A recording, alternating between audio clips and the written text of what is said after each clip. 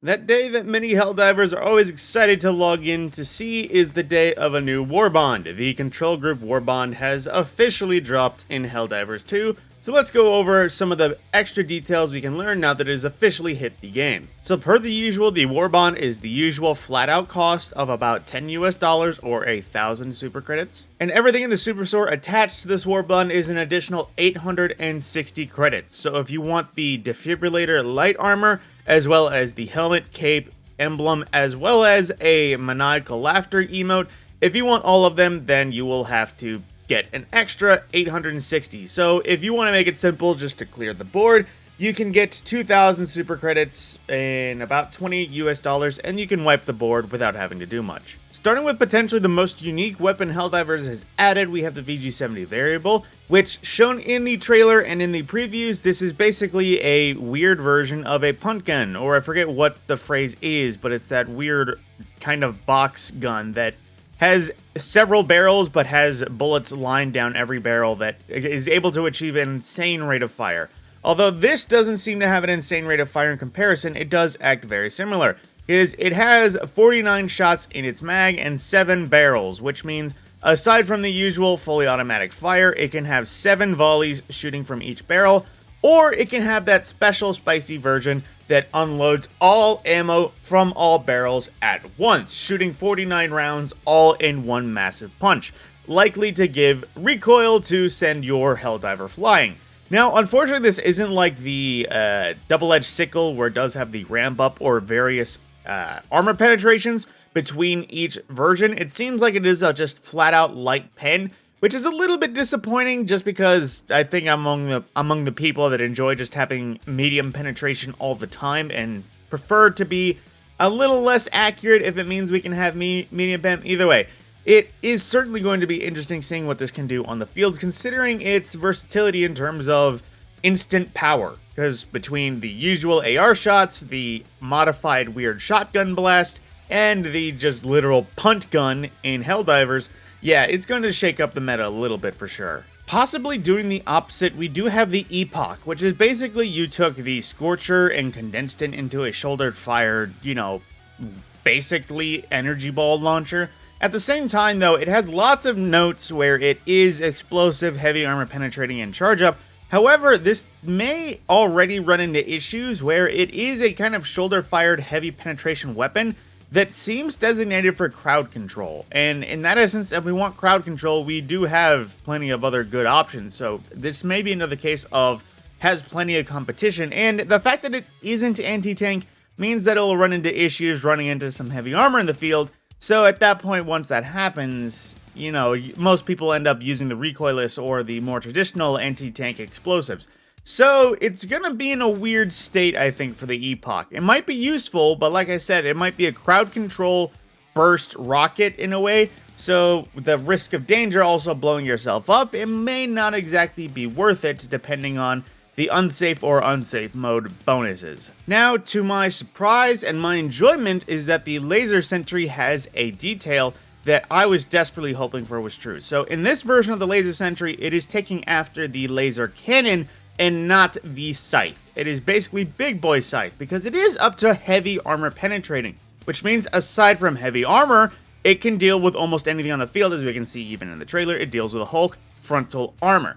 That being said, though, this is tricky because it does seem to perform in a way that as soon as it reaches its overheat from firing too much, it seems to go poof. There's no reload, there's no reloaded heatsink, there is basically just one big heatsink that gathers all the heat, and it seems to be once it hits that heat threshold, it immediately goes pop. I would hope that there is a way to disable this sentry, or at least put it on moderate fire or burst fire or something like that. Otherwise, in a high density enemy scenario, there will be plenty of sentries going pop. It seems like it will be effective, especially against the bugs given its heat status, but we will again have to wait and see how this truly performs in the wild, that is. And the Warp Pack, the thing that probably has most people excited, it is of course here as well. And it does seem to perform, it does seem to perform in a way that I did surmise would be accurate, and that is, it does have a teleport, and it does seem to take a little bit of your health each time you teleport, but in terms of the death scenario, it does seem to be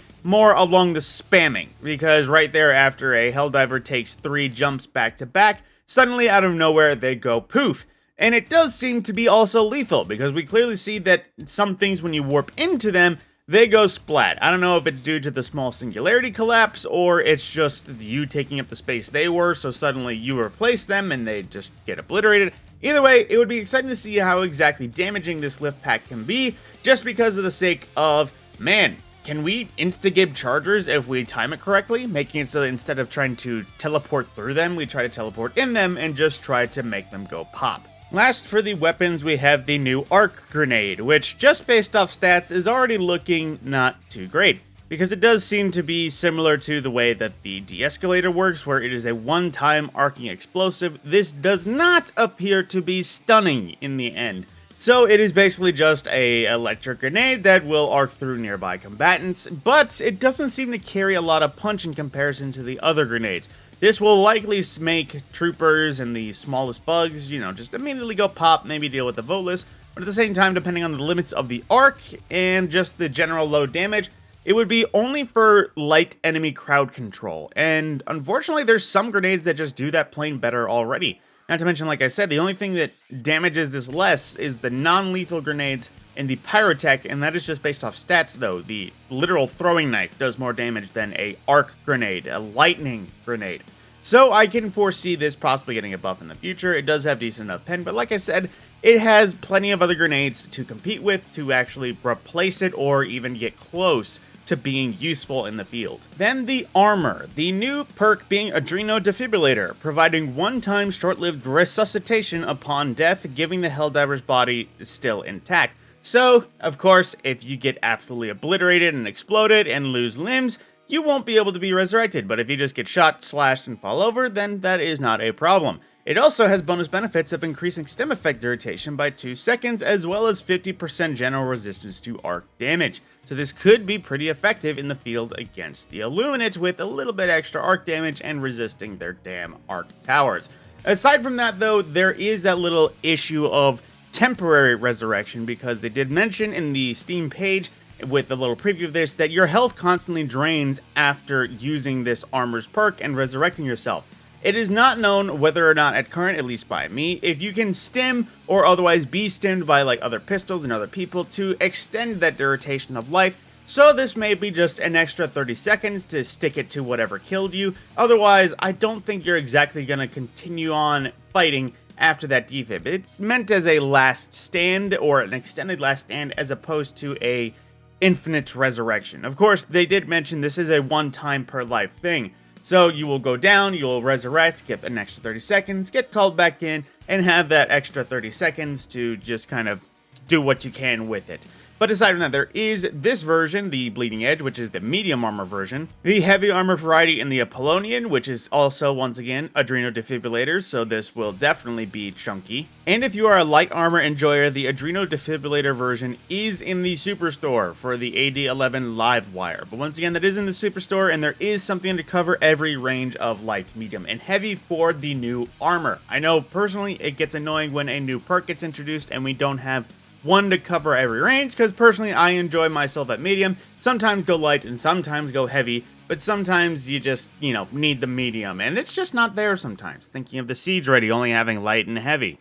But aside from that, let's get into some of the more cosmetic side of things. Starting with the medium armor sets helmets, we have the Bleeding Edge helmet, which I'm not gonna lie, I'm getting Halo 5 armor vibes from this, and I'm not exactly sure if that's a good thing. The Conductor of Brilliance cape, which is off of the first page, the banner to go with the first armor set, and of course, as always, an additional pack of super credits on the first page. On the second page, we have the Apollonian helmet to go with the heavy armor, the cape for the heavy armor set, the banner for it as well, and another 100 super credits to go with everything else. In the last page, turns of emotes, we have just the Protect the Eardrums emote, and then there is also the title, which is Exemplary Subject, basically saying you were a good test tube. But aside from that, there is also the 32 credits, and just to do some math really quick, to get from bottom to top, in terms of total medals, you will need 713 medals in total to clear the board from top to bottom. But as shown here, without spending anything, You'll need just another 150 to get to page 2, and 320 in total to get all the way to page 3. But once again, Helldivers is doing that good thing where they put most of the stuff that people are excited for, aka the primary weapons, or the upgradable weapons, into the starting page. But aside from that, let's get into the last bit of it, and that is the Superstore Cosmetics. So we have the live wire helmets looking very weirdly Plague Doctor in a way, the cape to go with the live wire set, as well as the banner, and a maniacal mad doctor laugh. It doesn't seem to come with audio though. We'll have to wait to see it in person if it actually does. Regardless, that is all of the consumables. But like I said, it's at least another, I forget the exact number, but at least another 800 super credits to also clear the board up here. So if you wish to, it's going to be almost another whole Warbond to clear this all out, if you want all this stuff.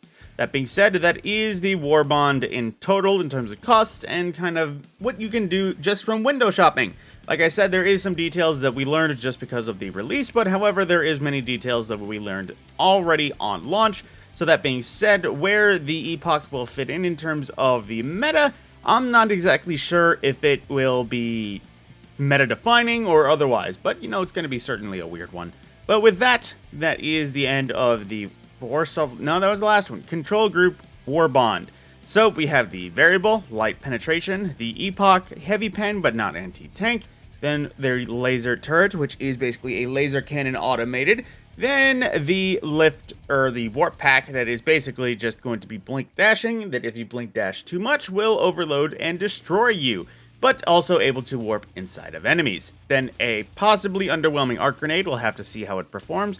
And then the, of course, resurrection armor that will get you kicking for at least a little bit longer to stick it to whatever killed you, but not resurrected, just temporarily resuscitated. With that being said, though, that is everything in the controlled Warbond. It certainly looks interesting, and I hope we can get more Warbonds based on alien technology, or at least alternate technology in the future, because as many times as we can get another way to throw lead, maybe if we can get a way to sling molten lead, that could be something cool too. But with that, I will see you in the next video.